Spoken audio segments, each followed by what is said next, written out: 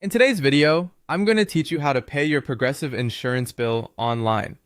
If you want a quick and convenient way to stay current on your insurance payments, doing it online is usually the easiest option.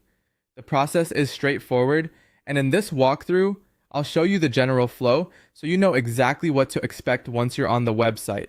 To begin, go to the Progressive website and sign in to your account.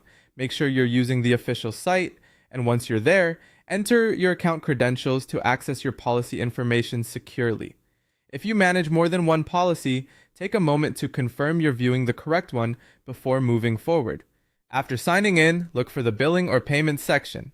This area is where Progressive typically keeps information related to your current balance, due dates, payment history, and available billing options.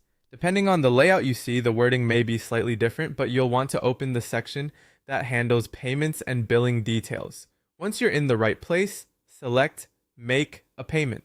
This will bring you to the screen where you can begin entering your payment information. If the site shows a minimum amount due, a total balance, or a scheduled payment option, review those carefully so you choose the amount that works for your needs.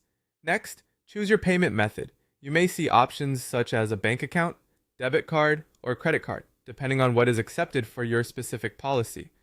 Before continuing, it's a good idea to double check that the payment method you want to use is available and that all the information you enter is accurate. Even a small typo can delay processing. After that, enter your payment amount or select the option to pay the balance due. If you only want to pay a specific amount, make sure it meets any minimum requirements shown on the page. If you're trying to avoid late fees or a lapse in coverage, pay close attention to the due date displayed in your account. Now review all of the payment details carefully and submit your payment. This is the point where you should confirm the amount, payment method, and policy information before finalizing the transaction. Once everything looks correct, go ahead and complete the payment. Finally, save or print the confirmation for your records. Keeping a copy can be helpful in case you need proof of payment later or want to track when the transaction